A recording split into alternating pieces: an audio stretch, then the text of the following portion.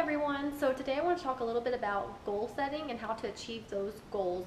When you start your fitness journey, it can be very overwhelming when you know you have to change your nutrition, you have to include exercise, and once you start going 2 weeks into it, it can be very overwhelming and it makes you want to quit. And it can be very discouraging, especially if you don't see the results. But you have to know that being patient and having consistency is what will get you to those goals. So another point also to make, which is what this video is about, is making mini goals. So in order to achieve that ultimate goal, you want to make these little goals that you can achieve. Because when you get some goal in mind that's so far-fetched and you don't get the results fast enough, then that's what also makes you want to just give up. So making these small goals and having those small victories helps you stay motivated and keep going and get to that ultimate goal.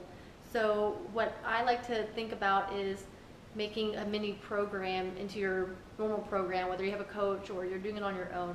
So let's say the first week you want to focus on water intake.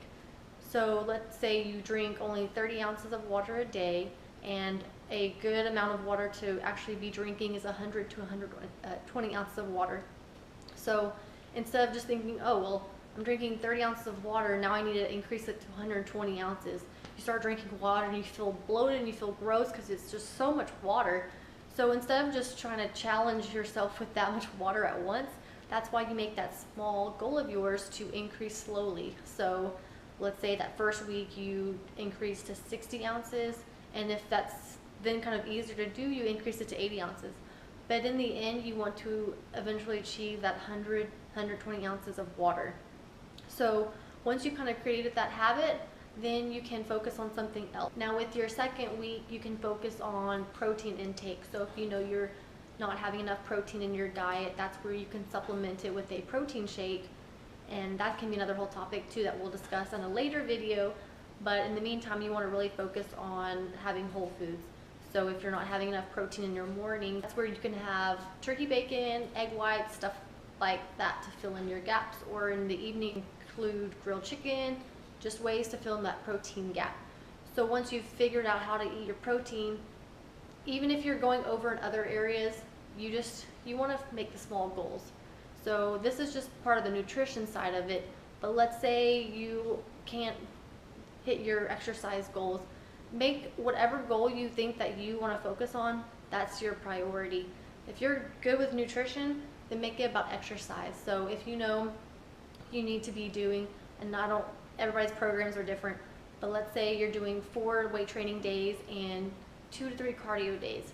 If you're just completely skipping out cardio days, then you know, okay, well, I feel more motivated in the morning, so let me do my cardio in the morning, knock it out, get my day going, and then in the evening I can hit my weight training day. So it's really just knowing your schedule. Don't go to the internet and see, okay, well, these people that I follow do this and this person does that. Well, good for them, they're sticking to it, but they're not you and you're not them. So you want to make sure that you're fitting your goals the best that your lifestyle is.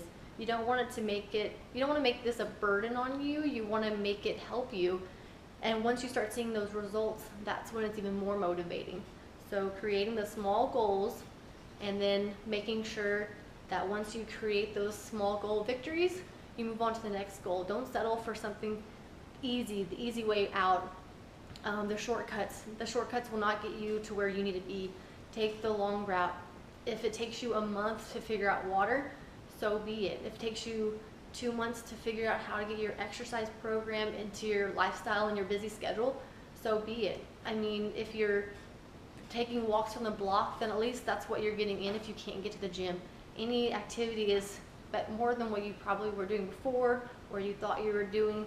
And it's just nice to stay active, stay healthy, find what works best for you. And that's what really matters.